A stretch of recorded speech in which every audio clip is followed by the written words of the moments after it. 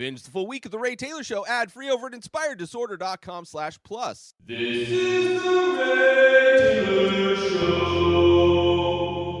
This is my top 5 episodes of Roar, the anthology series on Apple TV Plus exclusive.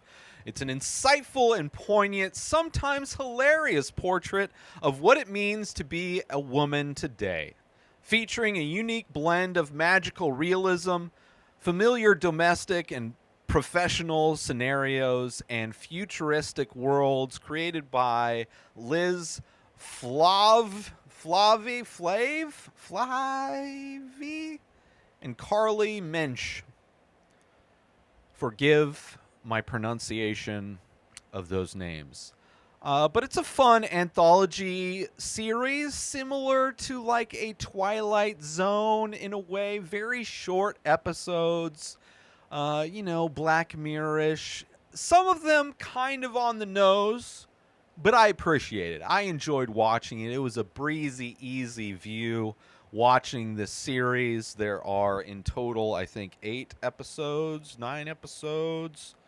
Where is this? Episodes, 8 episodes total. So I'm doing my top 5. These are the 5 episodes that I enjoyed the most, ranked. Let's get into it. So starting off with my 5th favorite Roar episode, R-O-A-R, Roar, episode, is episode 8, The Girl Who Loved Horses. This is the final episode in the series. This is the only one out of the series that is more of a period piece. This is in the Old West, where a girl's dad gets gunned down, and she goes to seek revenge and to get her dad's horse back and to get revenge on the guy who killed her dad. And like many of these episodes, they have a kind of a message to them, right? There's kind of, it's talking about something that is specific to women and womanhood, things that happen, experiences that they have. And in this one, I would have to say that this is an episode that really expresses the strength women have at using words, especially words, to attack men in a way that men just aren't equipped to do necessarily, to psychologically defeat their enemy in a way, whereas men tend to use physical damage, brute force type of a strategy. So this one plays on very much the insecurities of men, the failures of men. And it also shows kind of, the friendship between women as well. So for all of those things, I enjoyed this episode. And a good one. It's written by Soo Young Kim, or directed by Soo Young Kim, written by Carly Mensch, Liz Flahive, Ciela Ahern. I guess it's based on a book by her. And starring Fievel Stewart, Kara Hayward, and Alfred Molina. It's good. Again, very short episodes. This is only 30-minute long episode. But a good episode as this girl goes to seek revenge and does it in her own way. And not even like initially what her plan was. Like, her plan changed, and it changed in a way that relied more on the strengths that women have in manipulating men, which I appreciated that. So number 5 is episode 8, The Girl Who Loved Horses. Moving on to my 4th favorite episode of the anthology series Roar. This is episode 7 of the series, The Woman Who Returned Her Husband. And this is a video. This is a episode where it's a world where you can literally return your husband to a store similar to like a Walmart or a Costco. It's kind of a fun take on, kind of realizing what you have until it's gone, not realizing what you have until it's gone. It's a bit of understanding how replacing something in your life is maybe not the answer, when the answer might just be a need for change, a need for both of you to have a conversation and grow and change and understand what each other's needs are. And it's an interesting story. You have this older woman who's returning her husband, who's an older man, and her neighbor across the street ends up purchasing him and changing him, getting a new wardrobe, and she's looking out her window, seeing how he's like helping her out, doing all the things that she had wished her husband would do for her. And eventually, one day, after she has gone through multiple men of her own, multiple new kind of replacement husbands, younger versions, other versions, realizing that that's not fixing the issues that she had, and sees her former husband back at the store who's been returned again, and realizing that they both were meant for each other but had become stagnant and had not appreciated who each other was and what each other did. And understanding that, listening and growing and trying to actively change who you are and make efforts to who you are is a two-way street. And I enjoy it. It's a sweet little story. Again, 30-minute long. But I enjoyed it. I enjoyed it a lot. So that is number 4, is episode 7, The Woman Who Returned Her Husband. Let's take a little break from the show to promote. I have Inspired Disorder Plus. Would you feel good about donating $5 a month to an artist that you want to support? $5 a month is not much, less than a price of a cup of coffee at Starbucks. A lot of people would probably say, yeah, Inspired Disorder Plus, people can go, and for $5 a month or $50 for the year, you get access to all of the old podcasts that I've ever done, like 10 different podcasts, hundreds of podcast episodes. You also get access to like special deals. So if you do want to collect my artwork, you get discounts on stuff. Watch this show, binge the full week ad-free for $5 a month. Like, you get benefits for the $5 a month or $50 a year. So it's not like you're just donating $5. There's something, you get something for that. Would you feel good about donating $5 a month to an artist that you want to support? A lot of people would probably say, yeah. Head on over to inspireddisorder.com/plus and become an Inspired Disorder Plus member today. And now let's get back to the show. Moving on to my third favorite episode of Roar on Apple TV Plus is the very first episode, The Woman Who Disappeared. This was my first experience with the show. I had no idea what it was. I think I knew it was an anthology series, and I enjoy an anthology series. Black Mirror, Room 104 or 105, whatever it is, Twilight Zone. There's a lot of great anthology series out there. And these were short episodes, and I was interested. This one is directed by Channing Godfrey Peoples, written by Janine Neighbors, and stars Issa Rae, who I enjoy. Haven't actually gotten into her show. Was it an HBO show? But I've heard good things, and I enjoy when I do see her and stuff. And she plays a writer who wrote a book and had her book optioned to be turned into, I believe, a movie. But when she goes to have a meeting, in the meeting they inform her that they plan on adapting her story, adapting her book into a VR game. And during this meeting, when she starts voicing her concerns, is the moment she disappears and becomes invisible. And in many ways illustrates perfectly, I'm sure, the hurdles as it is being a woman, especially a woman of color in any industry, being overlooked, being ignored.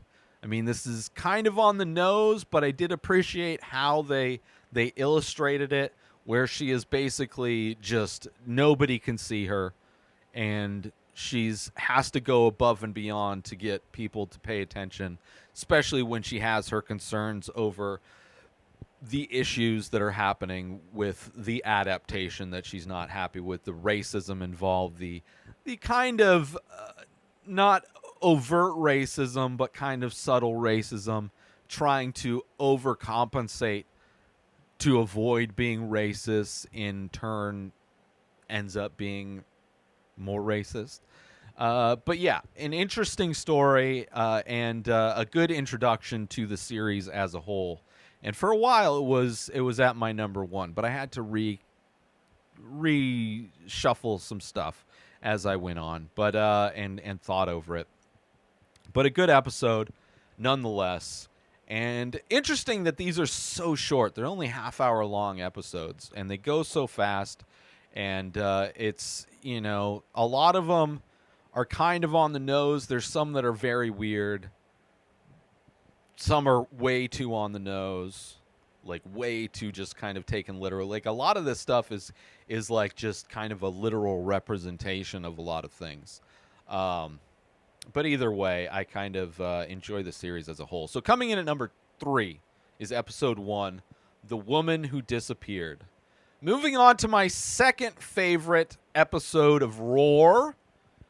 This is the third episode, entitled The Woman Who Was Kept on a Shelf. And it's literally, like all of these episodes, like the woman who disappeared literally disappears. And this woman is a woman who's literally put on a shelf. Her husband builds a giant shelf on the wall for her to sit, like a giant mantle for her to sit on in his office, so he can look up at her while he works and just enjoy her beauty. Really making literal the objectification of women. The women who are treated as objects of beauty, and in this episode literally displayed as objects of beauty, and how the shelf life, pardon the pun, is limited when it comes to being an object of beauty. Because after a while, beautiful things tend to become mundane, average, everyday, as we see in this. And there's a great scene in this where she finally gets off the shelf, which she's very scared of. There's a great scene where she's getting off and everything seems like just impossibly far away, that turns into almost a musical type of a scene, dance numbers, when she goes out into the world, experiencing the world finally, where she's finally off of the shelf. She's finally come down from the shelf and experiencing life as a human. And then stumbles into she was like a model too, of course. She, you know, gets married to a very attractive man, Daniel Day Kim. Betty Gilpin is the lead. This one's also directed by So Young Kim. And the end of it is very interesting. Obviously, spoilers for these, if I didn't mention. But like, even after she comes down, it shows how women are objectified, not only in their personal lives, their marriages and whatnot, relationships, but also objectified in life in general, and how once she's even left that life of being this man's object on a shelf, she gets into business and starts to monetize herself as being an object, basically, where she gets a makeup business and that's very popular, but she is then on the shelf in this like store, being the figurehead for the store, being the object selling the product. So it's it's sad. It's kind of a sad story. And I kind of like that. Has a little bit more depth, I think, than most of them do. Not that they don't have depth, but complexity, I guess. Whereas she doesn't necessarily get away from herself being on a shelf. She ends up just being on a different shelf, but it being something that she gets something out of. She is, instead of being an object for one man, she is an object for a company that she runs. So there's some gratification in that. Being successful, being the image of your company, selling products based on your image. I would imagine the Kardashians could find some relatability with the story in some ways as they roll around in their money selling products, but being just objects themselves on shelves, not really having any real depth to them, nobody really wanting to know their story in any real way, but like to look at their airbrush impressions in magazines and TV and whatnot. But an interesting story, an interesting kind of like way to express the objectification of women. So I enjoyed it. That's why it's my number 2. And I enjoyed like the musical moments where it's like she's free. Like she gets off the shelf, she's free, but then she ends up just going back onto another shelf. At least she's in control of the shelf. She has more autonomy to her life. But still, she's still an object. And so it's kind of a sad ending in some ways. She's definitely moved past where she was, but it's still a one-dimensional type of a life in many ways. So anyway, coming in at number 2 is episode 3, The Woman Who Was Kept on a Shelf. Let's take a little break from the show to promote The Many Faces. That's right, I am also an artist. I do ink paintings on paper of abstract faces. A new face, a new painting gets released every single day over at inspireddisorder.com. So head on over to my website to purchase original artwork directly from the artist. Also, there are prints available for select images. Head on over to inspireddisorder.com, buy original art, buy prints if that's your jam, if you want 8x10 prints on high quality paper. Also, if you're looking to wear some art, there are shirts available with original artwork by myself. Select faces from The Many Faces are also available in t-shirt form. You go to inspireddisorder.com, you buy original artwork, you buy prints, you buy shirts. You're supporting an artist directly. And if you're the type of person that likes to invest in NFTs, there are also NFTs available for select faces. Go to inspireddisorder.com now. And now let's get back to the show. And my number 1, my favorite episode of Roar, complexity, depth, all of that makes you think. Kind of, again, literally on the nose. But coming in at number 1 is episode 2, The Woman Who Ate Photographs. And let me tell you, yes, she literally eats photographs.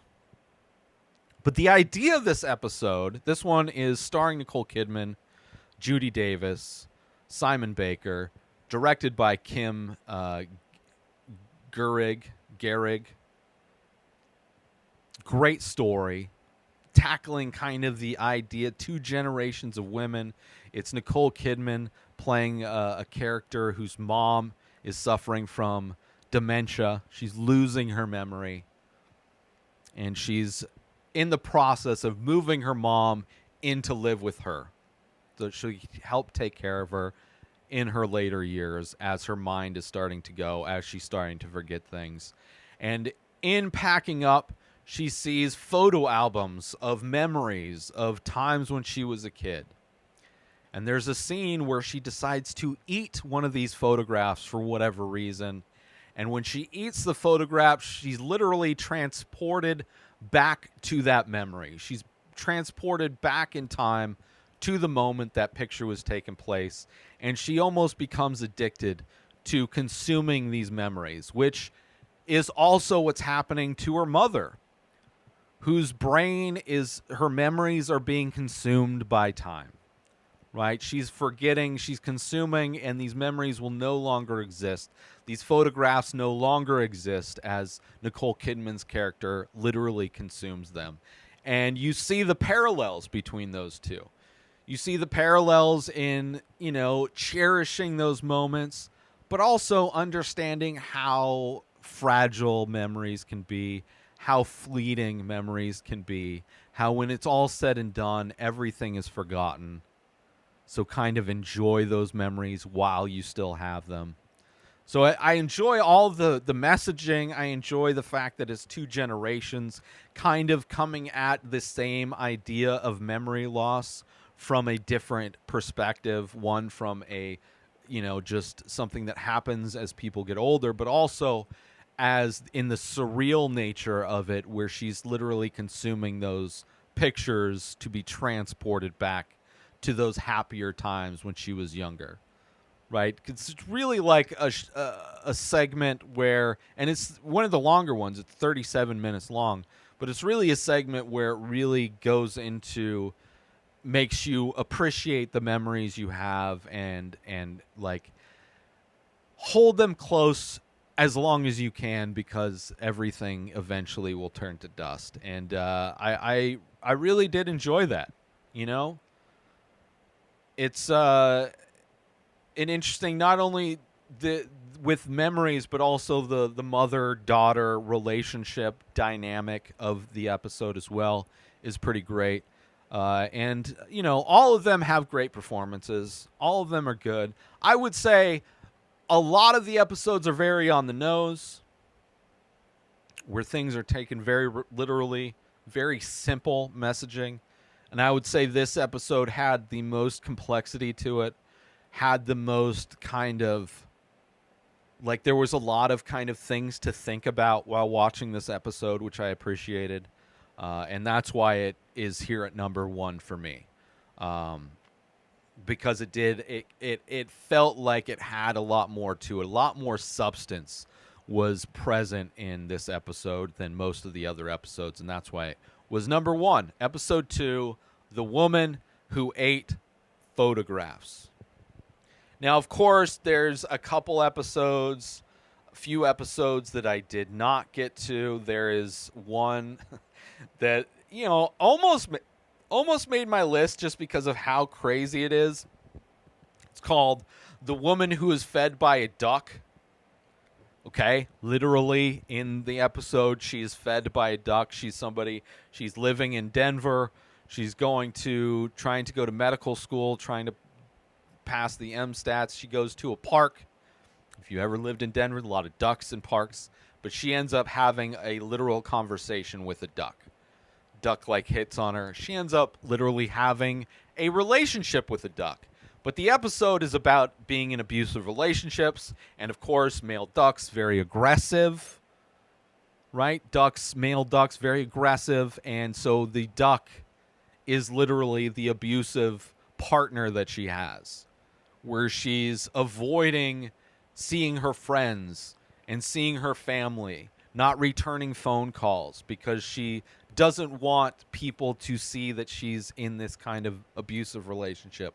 But the episode really takes the pinnacle of kind of craziness 2 times. Like, there's one step of insanity in this episode where she takes a romantic bath with the duck. Okay? She's making a bath for the duck because it's a duck. Ducks like sit in water, whatever. Duck asks her to join her. She joins in the bath. Crazy. There is another scene that one-ups that scene where the duck is literally going down on her, performing oral sex on her, potentially more than that. Yes, this episode has bestiality in it. Crazy. Crazy episode. And just because of that insanity, I almost put it on the list. But I don't know. I didn't feel right about putting an episode that had bestiality in it.